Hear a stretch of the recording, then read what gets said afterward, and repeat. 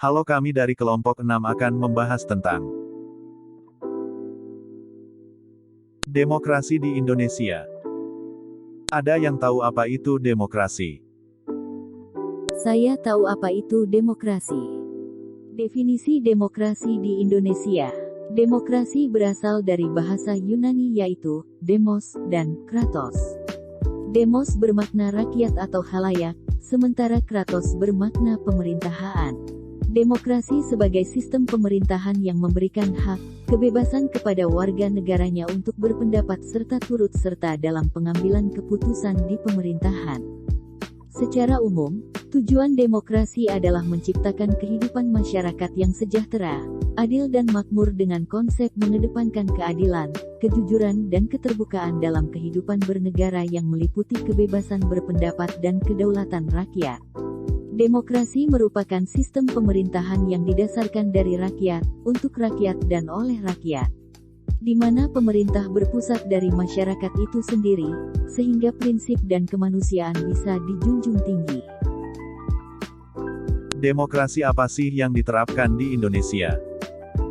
Demokrasi yang diterapkan di Indonesia adalah demokrasi Pancasila. Demokrasi Pancasila adalah sebuah sistem pemerintahan yang merupakan bentuk dari perwujudan dari sila keempat yaitu kerakyatan yang dipimpin oleh hikmat kebijaksanaan dalam permusyawaratan perwakilan.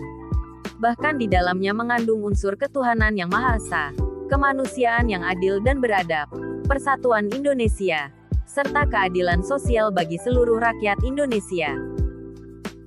Berikut ini ciri-ciri dari demokrasi Pancasila, yaitu sebagai berikut. 1. Adanya sistem pemerintahan presidensial. 2. Adanya partai yang disederhanakan sebagai pelaksana dari pemilu. 3. Terdapat beberapa lembaga negara. 4. Sudah ada pelaksanaan daerah otonomi. 5. Adanya pemilihan umum yang dilaksanakan secara langsung. 6. Adanya amandemen atau perubahan dari UUD 1945. Demokrasi apa saja sih yang pernah diterapkan di Indonesia? Demokrasi yang pernah diterapkan di Indonesia yaitu 1. Demokrasi parlementer liberal. Pada tahun 1950 tepatnya pada tanggal 17 Agustus Indonesia sudah memberlakukan sistem perundang-undangan sementara UUD karena UUD 1945 sudah tidak signifikan lagi. Dari sinilah akhirnya Indonesia menganut sistem pemerintahan liberal atau disebut juga demokrasi parlementer. 2. Demokrasi terpimpin. Setelah disampaikannya dekret presiden pada tahun 1959, Indonesia memutuskan untuk kembali kepada UUD 1945. Tetapi, pada zaman ini UUD 1945 tidak berjalan sepenuhnya. Sebab presiden yang sebelumnya sudah mengeluarkan pernyataan tentang demokrasi terpimpin pada saat pelaksanaan sidang Dewan Konstituante pada tahun 1957. 3. Demokrasi Pancasila yang diterapkan dari 1966 sampai sekarang. 2. Contoh demokrasi dan pelanggaran demokrasi yang ada di Indonesia. Contoh demokrasi. A. Demokrasi di lingkungan keluarga. Berperilaku adil terhadap seluruh anggota keluarga. Anggota keluarga bebas mengemukakan pendapat, menyelesaikan permasalahan keluarga dengan musyawarah. B. Demokrasi di lingkungan sekolah. Pemilihan ketua kelas dengan musyawarah. Saling menghargai pendapat orang lain. Penerapan jadwal piket kelas secara bergilir. C. Demokrasi di lingkungan tempat tinggal. Melakukan hak dan kewajiban di tengah masyarakat. Ikut berpartisipasi dalam menjaga keamanan dan ketertiban. Musyawarah rutin. Gotong royong. D. Demokrasi dalam bernegara. Pemilu presiden dan wakil presiden. Pemimpin mampu menjalankan tugas sesuai dengan amanat. Pemimpin mampu mendengarkan aspirasi rakyat. Contoh pelanggaran demokrasi. Money politik. Money politik adalah pemberian janji atau menyuap seseorang. Politik uang biasanya berupa uang, barang, maupun sembako. Politik uang termasuk pelanggaran. Hal ini tertera pada pasal 73 ayat 3 UU Nomor 3 Tahun 1999.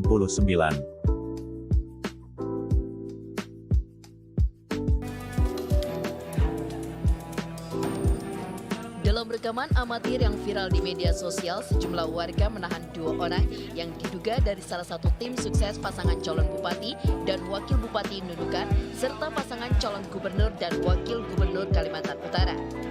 Keduanya ditangkap usai membagi-bagikan uang yang sudah disiapkan di dalam amplop kepada warga di lingkungan Sebatik Utara, Desa Seberang, Nunukan, Kalimantan Utara.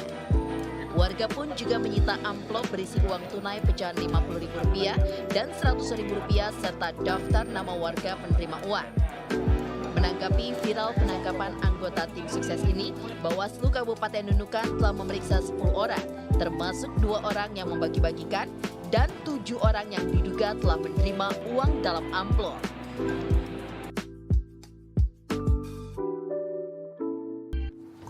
Mei 1998, 4 mahasiswa Universitas Trisakti tewas tertembak di dalam kampus ketika berunjuk rasa menuntut Presiden Soeharto mundur.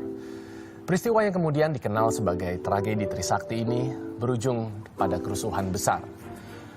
Mahasiswa menuntut Soeharto mundur karena dinilai otoriter selama menjabat Presiden Republik Indonesia. 4 mahasiswa korban penembakan kemudian diberi gelar pahlawan reformasi.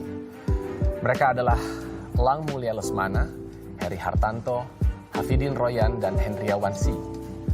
Untuk mengenang peristiwa ini dibangunlah sebuah monumen yang bernama Monumen 12 Mei 1998. Menurunnya demokrasi di Indonesia. Ada yang tahu nggak penyebab menurunnya demokrasi di Indonesia? Saya tahu, menurunnya demokrasi di Indonesia disebabkan oleh 1. Menguatnya peran aktif militer dalam peran sipil. Adanya peran intelijen dalam mengawasi akun sosial media serta intimidasi melalui nomor tidak dikenal ditunjukkan kepada mereka yang vokal terhadap kebijakan pemerintah sekarang.